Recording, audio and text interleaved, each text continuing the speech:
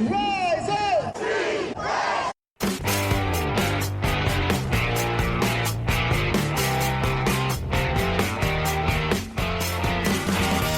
This is the Rise Up See Red podcast, all about the Arizona Cardinals and the NFL, featuring insider and outsider perspectives. Enjoy the best hour of Cardinals talk on the web. Now here are your hosts, Jess Root and Seth Cox.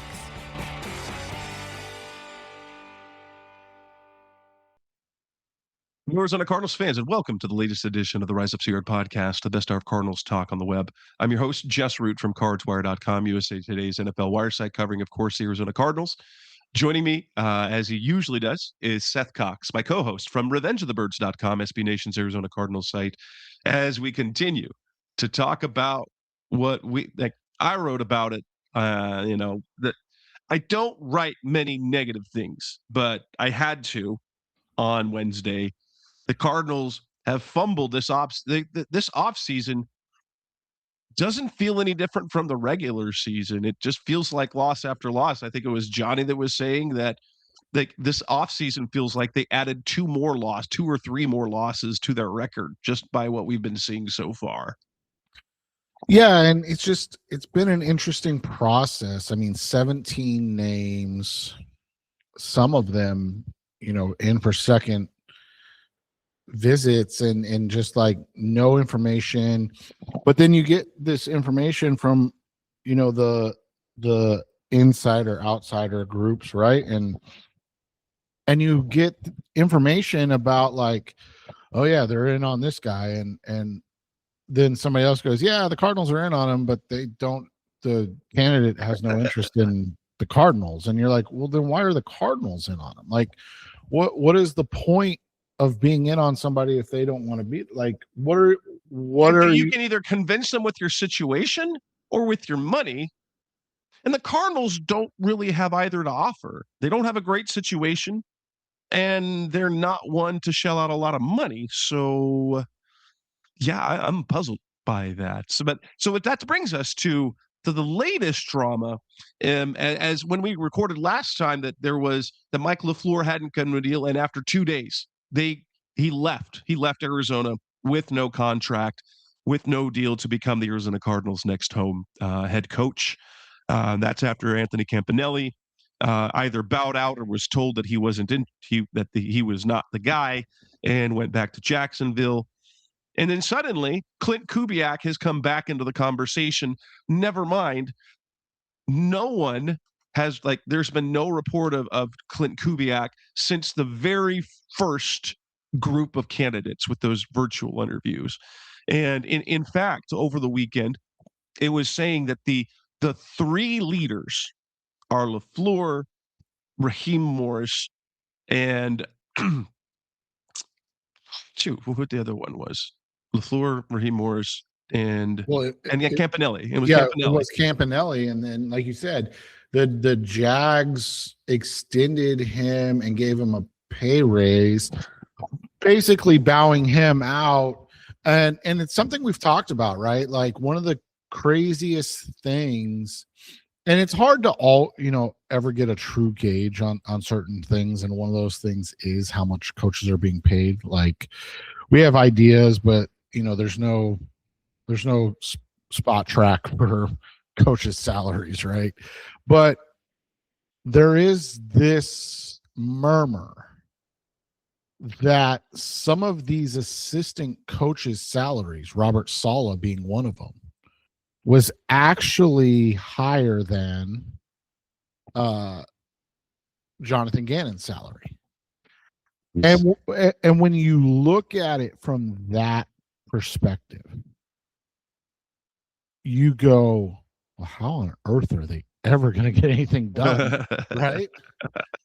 Yeah, that's crazy. But we got Klint Kubiak back in the mix, the guy that's been viewed as certain for Las Vegas for the Raiders. And we're down to only the Raiders and the Cardinals, as the Browns made their head coach, making Todd Monken their head coach. The Bills hired Joe Brady.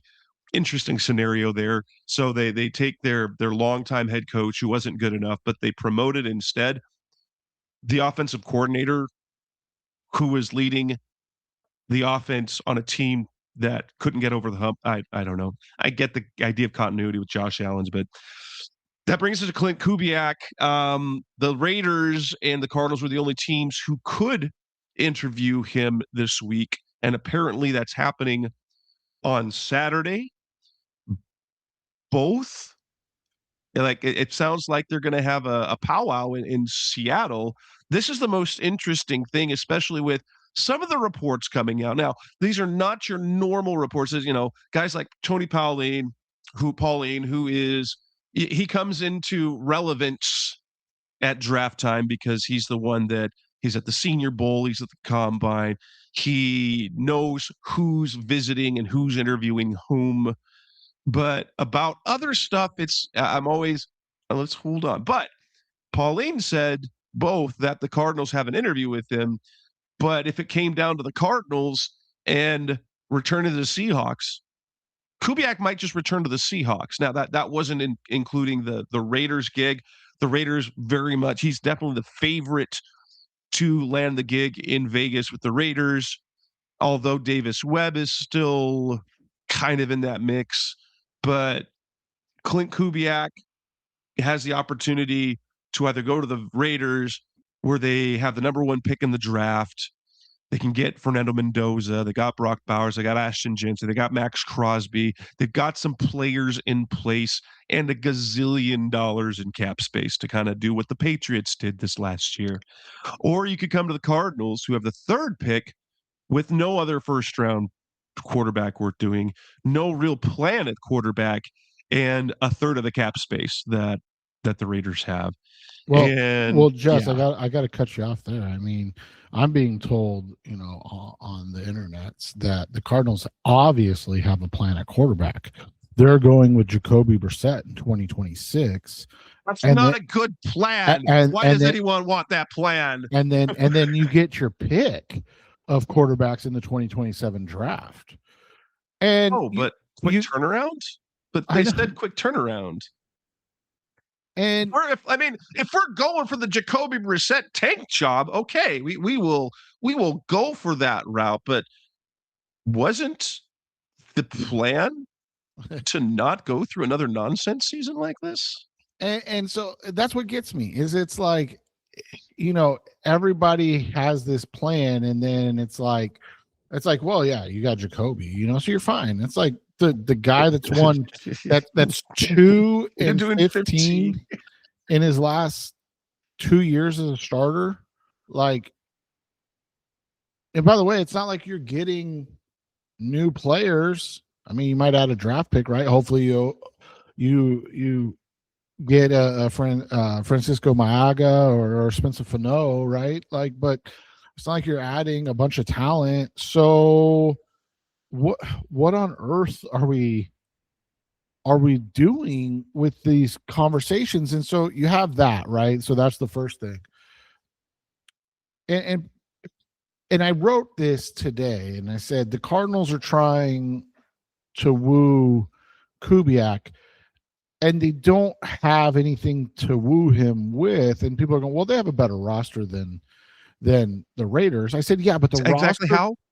Exactly how? But not just that, but the roster construction is not, like, it doesn't matter if you don't have a quarterback. Like, we've seen this in the NFL time and time again. The Browns are a perfect example, right? They have one of the best defenses in the NFL. And they have they have 5 quarterbacks, but they have no quarterback. And so you just end up being a team that is 5-6 win team because you have a good enough defense, but you don't have the guy at quarterback. And it's a baffling scenario to me that, and I get it. Nobody wants to be like, yeah, the Cardinals are the worst job, but like the Cardinals are the worst job. They are the worst job. They don't have, they're not going to pay top dollar for a coach. They don't have a direction at quarterback, and they don't have that much cap space. They have cap space, but they don't have game-changing cap space, and the players that they have on the roster just, maybe the front office believes in the talent and that the last coaching staff just didn't develop them. But like, what do you have on offense? You've got a left tackle, you've got 2 receivers and a tight end. That's it. Yeah, and that's not just it. Just like you have more questions than you have answers, right? Like we've had this conversation. Like the offensive line is a question mark. The running back room is a question mark. And here's the other thing: is like say Klint Kubiak does want to come in. Say he's like, yeah, I like the bones of some of the things. Is Monty Ossenfort going to be like, okay, yeah, you can discard Trey Benson. We only spent a 3rd round pick on him 2 years ago. So like, yeah, just go ahead and get rid of him. We'll get you a new running back. By the way, we need 2 new running backs. So like, is that going to happen? Like, and then on the defensive side of the ball, you've got a bunch of guys that have just never. I mean, think about it. You spent all that money on the defensive side of the ball. There are murmurs. Again, murmurs. Not we can't confirm any of this, but there are murmurs that they would like to retain the defensive coordinator, the Cardinals. Now, you and I had this conversation a couple of weeks ago, or maybe it was just last week, but we're not exactly opposed to Rallis getting a shot without Gannon on the staff. But also, if anybody, Klint Kubiak, whoever, goes, I don't want him, then that's a fair response too, right? Like Klint Kubiak being like, yeah, I'd like to bring in my own DC, and Monty Ossenfort and Michael Bilbrough going, well, we got this, young up and comer. It's like the guy I put, the guy that we put up, 90 points on in 2 games. Like, you want me to retain that guy? Like I just don't understand what the pitch is, and it begets a question for me, and I think I worded it poorly on my site because the responses have been, and maybe it's just the laissez-faire attitude of our fans that's why they're responding the way they are. But like, I asked this question, and I'm serious. Like, does it not concern anybody if Mike LaFleur kind of sits back and goes, go ahead, go after Klint Kubiak. I'll be here when you're done. Like, isn't that slightly concerning that he's like, I don't have any other options. So I'm either going back to LA if I don't get the job, or I'm the Arizona Cardinals head coach. Like, no other team wants me. And you're thinking to yourself, like, well, then why? Wait a minute, do we want him now? Right. Like if you're saying, like, hey, I'll be here, go ahead and do your thing. Go on your date. I'll be here still, right? Like, and by the way, it doesn't mean that he's gonna fail or that he's gonna be a bad coach or anything like that. It just begs the question of, like, don't you want a guy that's like, no, you either, give me the job now or I'll go back. If that's what happened with Anthony Campanelli, right? More power to Anthony Campanelli. Like, yeah, I'm not going to hang around and just be. I'm going to wait till the end of the week. Right. Your 2nd or 3rd guy. Like, if you want me, you know where to find me. You know how to offer me. If you don't, I'll go run back a great defense next year, and I'll have better options. And so that is a genuine question I have now of, like, and I've never been like, oh, they got us on the floor. Like, our buddies, Johnny and Bo are very big on the floor, and I'm very about every candidate. Like, whatever. What are you gonna do? It's the Cardinals, right? Like, we'll see what happens, and I'm gonna go all in, like I did with Gannon, like I did with Cliff, like I did with Wilkes, and hope it works out, right? Like, hope that this guy is different. But like, if they don't get LaFleur, I'm not going to be like, oh, they missed out on a mastermind. I'm going to be like, the one time he got to call an offense and pick his quarterback, it was a crap show in New York, right? So like let's just calm down on like, hey, this is the next Sean McVay, or this is the next um, Liam Cohen or whoever, right? Like let's be excited, but let's also like be cautiously optimistic. So it's just it's just interesting that like one that they're like, oh yeah, we're going after Klint Kubiak, and you're like, wait, what? Like that kind of came out of nowhere, right?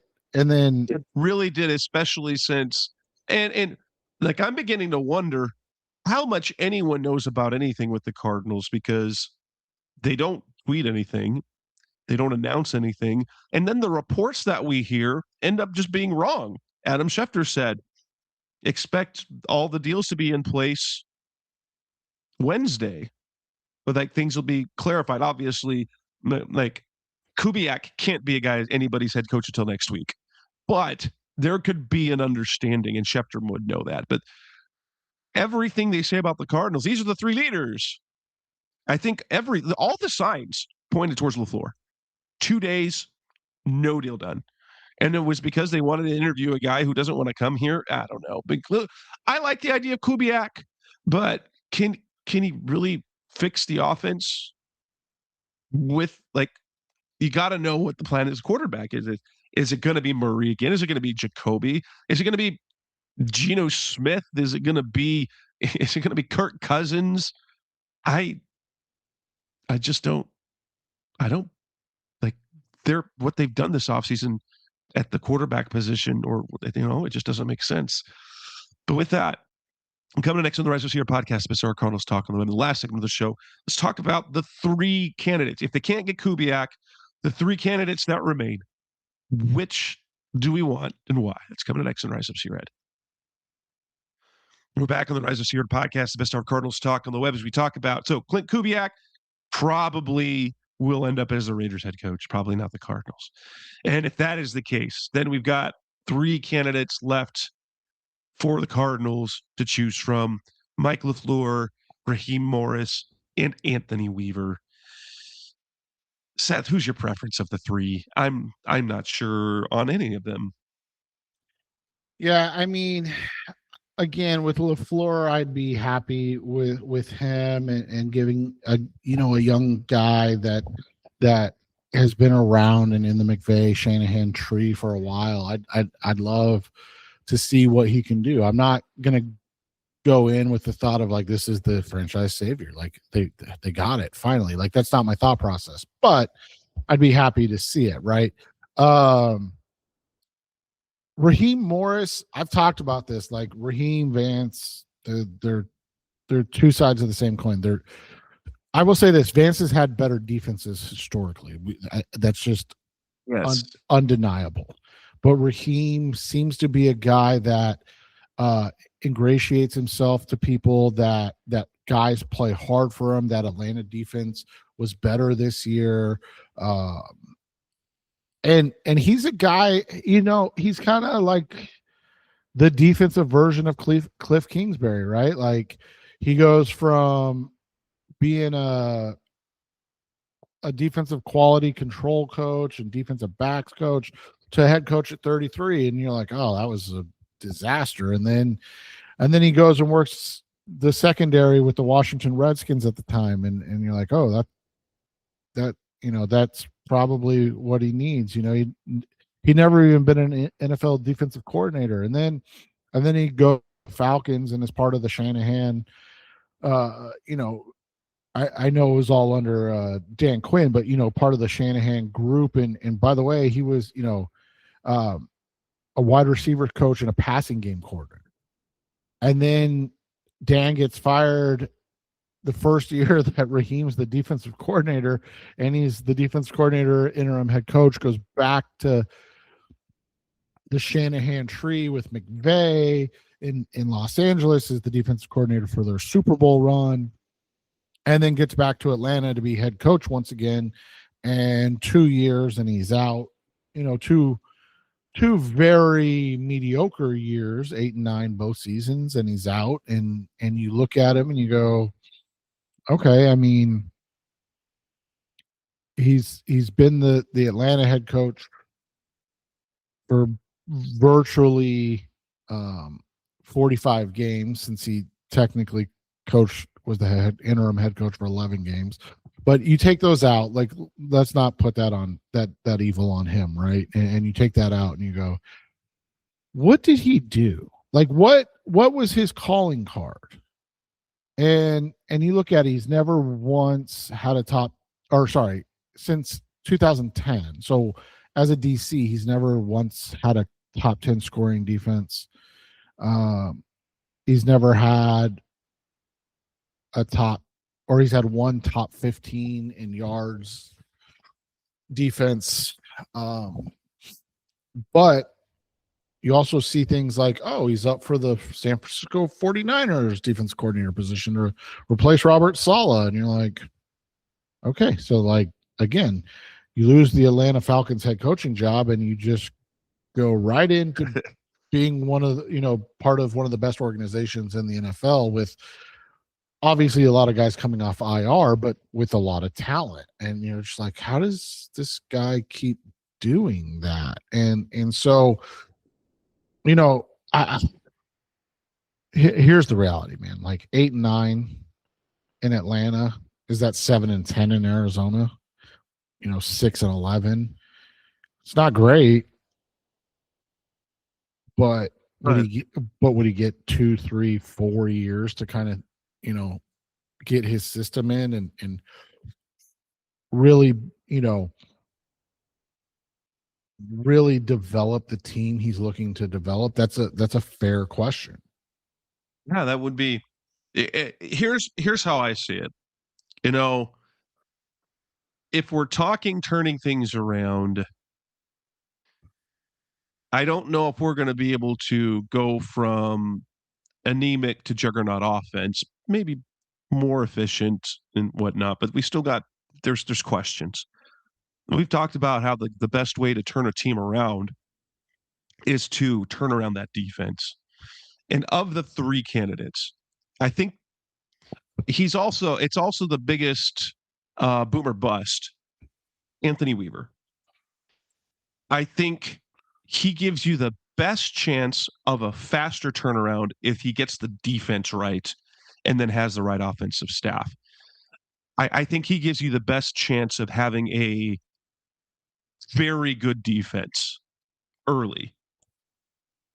But who knows? Maybe he's also Steve Wilkes or Aaron Glenn, Mike Singletary. Like, any scores of these former defensive coordinators who you're like, yeah, he should be a good head coach, and then they're not. Well, and I think it's the biggest boomer bust. Like Raheem, you know what you're going to get. You're going to get a competent team that's going to disappoint, probably, unless lightning strikes. And LaFleur, it's a big question mark. He's the shiny object because he can do offense, but he doesn't have, like, he's the shiny unknown. I just think Raheem will be the sensible pick. Anthony Weaver, I think, is the one I think who could turn it around the quickest. Well, and you talk about it. I mean, Weaver has a top 4 defense in 2024 in yards, and he's got one top 10 defense in points, right? And he obviously called that defense for the Miami Dolphins because, the other guy was Mike McDaniel, right? So we know McDaniel wasn't calling defense. That's the question I have for, like, LaFleur and what makes just being overly excited about LaFleur. Like, people are like, oh yeah, he called the week 18 offense against the Cardinals, and it's like, okay, well, that's not impressive in the least, so why do we care, right? But his 2 years as being the OC in New York with the Jets, 26th in yards, 28 in points, 25th in yards, 29th in points. And people go, well, it's the Jets. They're dysfunctional. They had no answer at quarterback. And I go, wait, are we talking about the Jets or the Cardinals? Because, like, That's the question. And then you look at it, and like Vance, like guys that have failed their first time around as head coaches, did LaFleur learn from the mistakes of his first go around? And I think that's a fair question to ask, and fair that he deserves that second chance. He deserves the opportunity to show that he can be the guy. But also, it's odd that he doesn't have to call plays in LA, right? So that's why he's such a unique hire, because it's not the same as like the rest of these guys, where they've either shown, like you said with Raheem, right? Like, what you're getting with Raheem. You're a competent, maybe slightly underachieving team. With Anthony Weaver, you're banking on that he's a good enough defense coordinator that he's going to get a lot out of these guys that are already here. With LaFleur, you don't really have anything. You're just going, okay, well, Sean McVay ended up having guys like Liam Cohen and Matt LaFleur and Kevin O'Connell that didn't call plays either go off and have success. So maybe Mike LaFleur is going to have that success. Maybe. And so that's just what. But then let me ask you this. And he hasn't even been mentioned, as we're talking about the three that was mentioned by Diana Rossini's report on her podcast about the three guys still kind of in it. Like, why wouldn't Thomas Brown, the I think he's a running backs coach. He's tight ends coach and passing game coordinator. For the Patriots. Like, why wouldn't he then be on that list, right? Like, he was in Atlanta, or sorry, in Los Angeles for 3 seasons, and then he got a coordinator job, and he struggled on his own too. I mean, it was bad, but he's been an interim OC, an interim head coach. So I mean, he's done a lot. And then you look at his work this year with Drake May as the passing game coordinator of the New England Patriots, and you go, okay. I mean, he's worked for successful guys in McVay and even Frank Reich and Mike Vrabel. So why wouldn't he be on the list? And so that's why it's just interesting to see how these kind of finalists have presented themselves, because if those are the 3 guys, I go back to like, well, what's Vance Joseph up to then? Like, top defense, second chance to be the guy on offense, or to be the, in the big chair. Like, could it be? I mean, I get it. People want LaFleur because that is what we have seen work for other franchises, right? The McVay tree, that they didn't call plays, but it's okay, it works. And again, I'm okay with that. I'm not anti any of these guys. But why that over Vance? Just because Vance failed his first time, or because it wasn't great when he was in Arizona? Like, I mean, the guys had 2 top 5 defenses the last 2 years in Denver, and obviously, I don't know if defense here in 2021 for the first half of the year was outstanding. But I also don't know if people are paying attention to what's going on in Denver, and it's clear that that's not a wholly functional organization either. When you've got the head coach talking about the franchise quarterback's injury history, and the franchise quarterback's pushing back and saying, nuh-uh, didn't happen, not true. Like, very odd dynamics. And so it's like if he's doing that well there, then maybe it's maybe he's a guy that can function back in Arizona. So I don't know. I mean, if you gun to my head, if you ask me to rank them, I'd probably go LaFleur, Weaver, Morris in that order. But really, I don't think that they're so much as ranked, as they're kind of all horizontal in the same bin of like. And like we've been talking about, we got to also kind of know the plan. What is the plan? What are they going to do at quarterback? What is the plan for this roster? Because no matter the coach, this is a mess they're getting themselves into. This is a team that was that just fell apart. This was like 2022, but different. It's yeah, and hopefully we can finally have an end of talking about this by our next show. Hopefully, well, here's the thing: if things go well with Kubiak, technically they still won't have a head coach because he can't be hired until after the Super Bowl. So, yep. With that, we'll wrap up this edition of the Rise of Sierra podcast. Mr. Cardinals talk on the web. We'll be back again next week. Hopefully, we can talk about something else other than this, and then we can get into the Senior Bowl. We can get into roster and more. That's Seth Cox. I'm Jess Root. Thanks for listening as always. We'll be back again soon. Thanks for listening to the latest edition of the Rise Up, See Red podcast.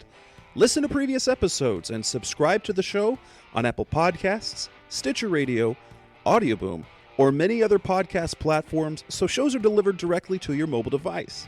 Please give the show a 5-star rating and always support the sponsors who support the show. We'll be back soon for the best hour of Cardinals talk on the web. Rise up, Red Sea, be Red, See Red, and of course, Rise Up, See Red.